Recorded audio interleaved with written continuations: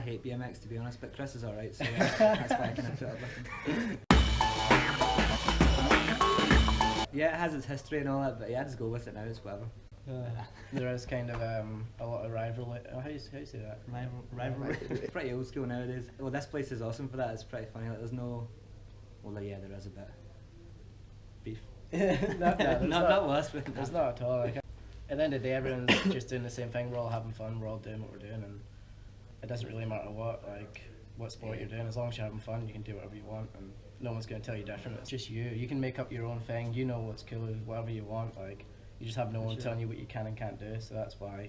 Yeah, it's the whole freedom point of it all. Lights out. Ah! Oi! No! I love everything to do with what my sport is. It's just all about freedom, like what Kriss was explaining. I grew up playing hockey and like ice hockey, roller hockey, and it was always having a coach telling you what to do and where to go and all that. And then when rollerblading came to me, it was just total freedom, and it was just that kind of.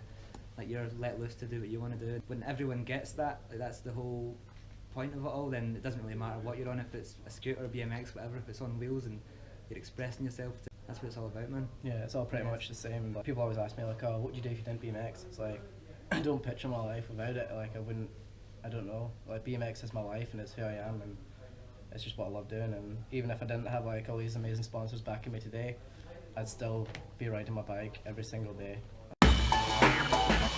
First time I actually spoke to him was at Dumbarton East train station after I'd been coming here. I was 14 years old and I was heading to stay with one of my friends in Glasgow. Chick, the owner, if I didn't have anywhere to stay, then Chick would let me kind of look after the park overnight and we'll just stay in the office. And eventually I was saying to Quinny, like, man, why don't you just hang back and like we can just skate late and like ride and stuff. And then we stayed at the park maybe 1 or 2 nights a week sometimes. Like we did total different sports, but we just feed off each other, the same type of person, and we'd also push each other with what we wanted to learn and stuff like that. It was my dream for sure, like even just coming here at the weekends was like a treat for me at first. I eventually started staying for the weekends and then for the week and then yeah, before you know it, it's like we started staying here like 1 or 2 nights a week and then we're here all the time, and it's just like a dream come true, you know what I mean? Like not everyone gets to pretty much grow up in the biggest and best skate park in the world. Literally we'd wake up at like, we wouldn't even wake up what we're talking about, we wouldn't even go to bed, we'd pretty much just stay up all night and yeah, literally you can just ride till 3 or 4 in the morning or whenever you want, and it was like there was no rules as long as you turn the lights off and you look after the place, and that's fine. So yeah, we would literally just smash it all night, and it was amazing. We used to film some stuff as well, didn't we? Yeah, man, it was great.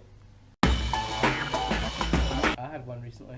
Well, it was a really bad crash, but not for me, it's for someone else. We're in LA and we got to a skate park and there's this guy there and he was just like an old kind of grumpy skater, and we just came in, we were on bikes and I don't think we were really meant to be there. And he was just showing, like making his mark right away, like dropping in front of you and carving around and all that. Didn't even see him, and I jumped in and I hit this hip, and I done this like quite a high jump, landed going so fast, and all of a sudden he was there, and he was quite a fat guy, quite a big guy. And I rode into him, and I remember my pegs hit right off his shin. I went over the handlebars and I just kind of ran out, and I was like, oh shit, like, you okay, man, you alright? And he's like, no, I'm not alright, you know, and he was freaking out. I honestly thought I broke his shin, like my peg just whacking it. What was he saying? Yeah, I've been skating for over 30 years and all this time I've never had anyone do that to me and all that stuff. And I was like, I'm sorry, man, like, what can I do? Like, I've said sorry, but to be honest, it was your fault. I was jumping the hip and you like tried to drop in. And yeah, I said the guy got absolutely owned. I kept saying sorry to him and he kept pacing around the park, and then he was shouting at me from across the park. I was like, man, like I said sorry, like what more do you want? And like, it's just ridiculous. But he got what was coming to him. If you're going to do that and just be an arsehole about it, then that's what you get. But his leg was absolutely ruined, and then he just hobbled to his car and drove away. Yeah, it was poor guy. Aye.